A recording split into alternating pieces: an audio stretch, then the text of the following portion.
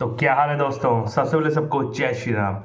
तो भाई as a Liverpool fan ना, कल की जो हार है हमारी मैनचेस्टर सिटी के खिलाफ, भाई वो हजम नहीं हो रही। बहुत दुख हो रहा है भाई कल का मैच देखकर।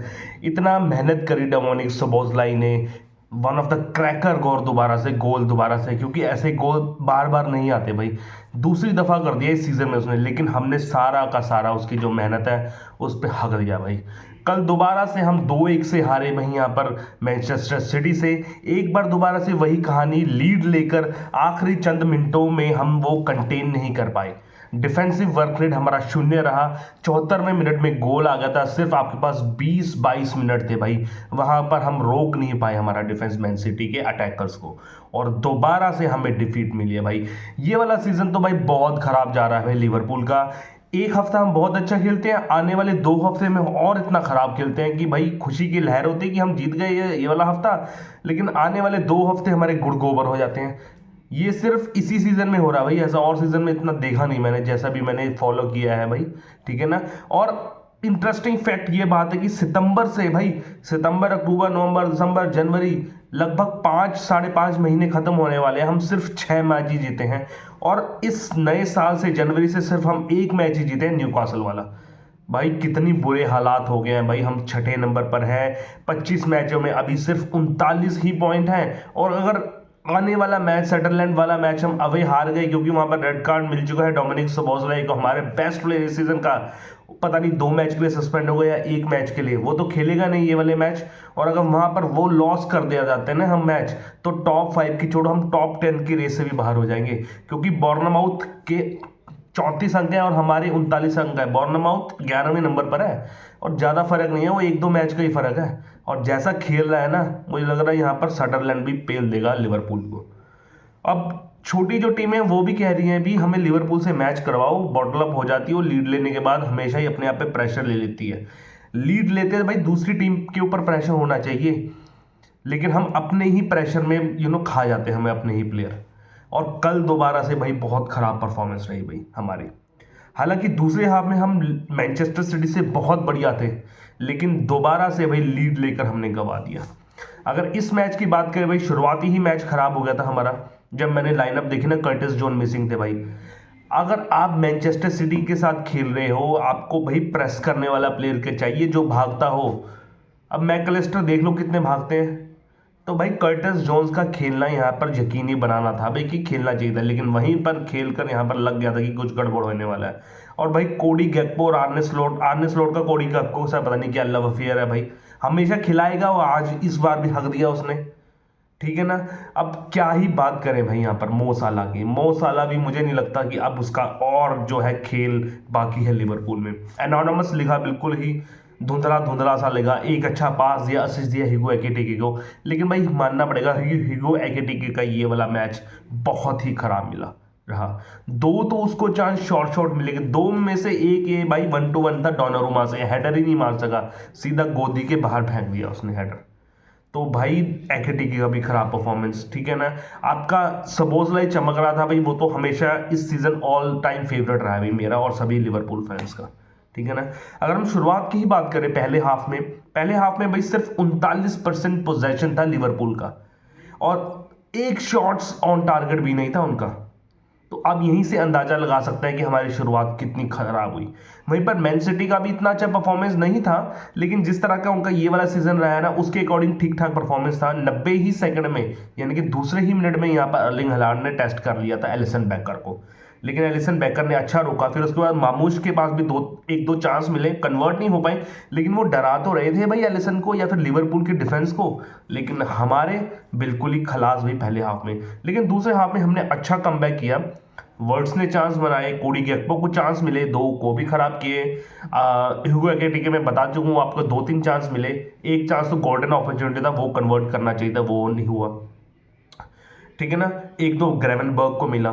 तो भाई अगर आप बड़ी टीमों के अकॉर्डिंग, बड़ी टीमों के साथ खेलते हुए 1-2-1 अगर मिस कर जाते हो, तो आप मैच वहीं पर ही हार जाते हो। और कल हुआ भी। लेकिन एक फ्री किक मिली 74वें मिनट में, वो तो ड्रीम था भाई। वो उससे बढ़िया गोल नहीं देखा मैंने भाई। आर्सेनल के साथ था, लेकिन यहां पर जो डोनारुमा था उसको भनक ही नहीं लगी भाई बॉल की। और मेन क्या कर रहा है भाई यहाँ पर सबोज़लाई, फ्री किक इतनी तगड़ी कैसे ले रहा है, वो ना फॉलो अप नहीं कर रहा, दूर से भाग के नहीं आ रहा, अगर जोर लगाएगा तो वो ऊपर चले जाएगी बॉल। भाई यहाँ है ना उसका जूता, भाई फ्लिक करता है, जैसे क्रिकेट में फ्लिक शॉट खेलते हैं लेग साइड में, वो ऐसा फ्लिक करता है और ज़्यादा उसका ओवर रन भी नहीं होता कि ऊपर चले जाए, फ्लिक करेगा, जान लगाएगा और सीधा गोल। और कल भाई क्या ड्रीम गोल था भाई, ये वाला ड्रीम चुटकी वाला गोल था भाई, बहुत बढ़िया गोल था, ठीक है ना।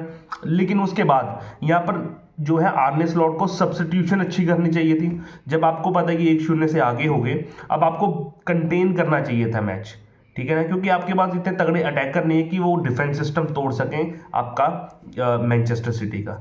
लेकिन सब्स्टिट्यूट आप कब कर रहे हो भाई, जब आपकी फटके हाथ में आ गई है। आप सब्स्टिट्यूट कब कर रहे हो, जब ब्रूनो फर्नांडिस गोल मार दे रहा है, तब आप ला रहे हो फेडरिको केसा को, ला रहे हो एंडो को, ला रहे हो जब आपकी फटके हाथ में आ गई है। तो भाई कोई सिस्टम मैनेजमेंट नहीं था, 1-0 से आगे थे, लेकिन दोबारा से जब हम ज़्यादा ओवर डिफेंस हो गए, कंटेन नहीं किया हमने, तो यहाँ पर मैन सिटी को चांस मिल गया, ठीक है ना।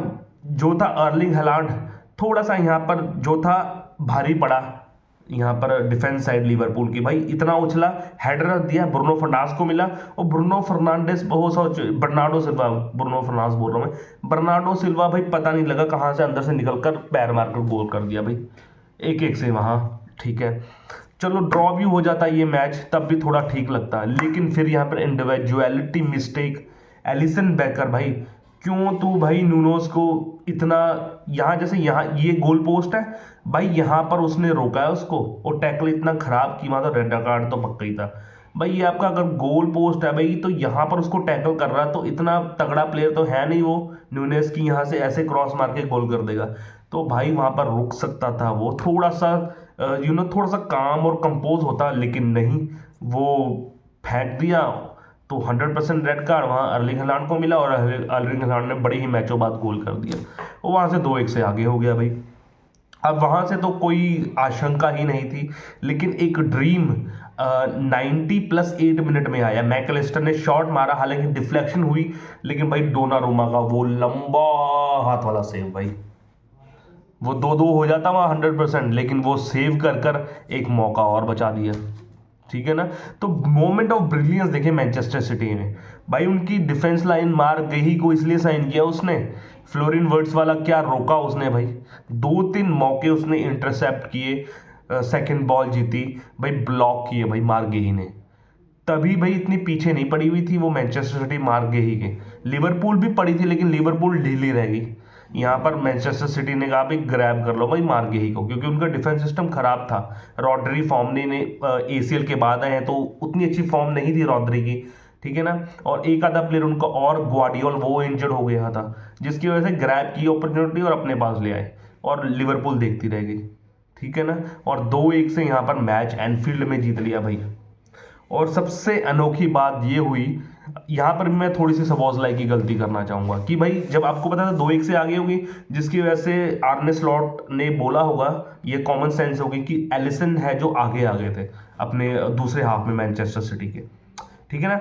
लेकिन वहाँ फ्री किक अच्छी नहीं मिली, रियान चर्की ने सीधा बॉल मार दी गोल पोस्ट पर, जाने लगी तो गोल होने देता भाई सबोज़लाई से आगे निकल गया था अर्लिंग हलांड। आपको पता है कि स्ट्रेंथ कितनी अर्लिंग हलांड की, भागता इतना तेज है, तो भाई वो पकड़ने लगा, तो भाई पकड़ने की वजह जाने देता, गोल जाने देता। 2-1 से हार रहे हैं तो 3 पॉइंट्स लॉस कर रहे हो, 3 पॉइंट दे रहे हो आप, 3-1 हारोगे तो 3 पॉइंट दोगे, लेकिन वही शर्ट पकड़ ली पहले अर्लिंग हलांड की, उसने किसने उसने सबोज़लाई ने, फिर गिरा नहीं अर्लिंग हलांड, फिर अर्लिंग हलांड ने उसकी पकड़ ली, क्या बोलते हैं सबोज़लाई की, वो गिर गया, तो VAR में देखा वो गोल भी डिस अलाउड हो गया, प्लस रेड कार्ड मिल गया उसको। यार गोल दे देता, रेड कार्ड ना देता VAR, यहाँ पर भी पता नहीं क्या भसोड़ी हो रही।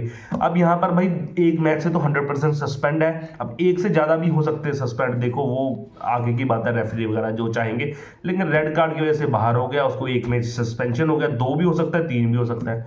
और आने वाले फिक्सचर हमारे बहुत तगड़े तगड़े हैं भाई, सनडरलैंड अवे में खेलना है हमें, अगर वहाँ पर डोमिनिक सबोज़लाई हमारे बेस्ट प्लेयर नहीं होगा तो हम क्या घंटा उखाड़ेंगे क्या भाई, हमारी मिडफील्ड बिल्कुल भी खुल जाएगी भाई, क्योंकि मैकलिस्टर इतना तगड़ा प्लेयर है भाई, उसको चाहे आप डिफेंसिव मिडफील्ड खिला लो, राइट बैक खिला लो, अटैकिंग मिडफील्ड खिला लो, हर रोल में वो पुख्ता है। लेकिन अगर वो नहीं होगा तो भाई दिल दिमाग इंजन वो लिवरपूल का इस टाइम है।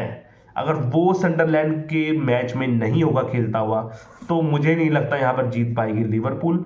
और मुझे लगता है कि यहाँ टॉप 5 छोड़ो भाई, टॉप 10 की रेस से भी बाहर हो जाएगी, क्योंकि आई थिंक चेल्सी के 43 पॉइंट्स हैं, वो 5वें नंबर पर है। मैनचेस्टर यूनाइटेड के 44 पॉइंट है, वो तो अलग फॉर्म में चल रही है भाई।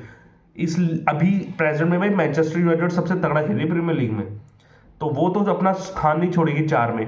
तो आपको 6 से 4 में आने के लिए चेल्सी को हराना पड़ेगा या फिर आस्टन विला को पॉइंट लूज करने पड़ेंगे। ये भाई दो ये है प्लेस आपके लिए, ठीक है ना।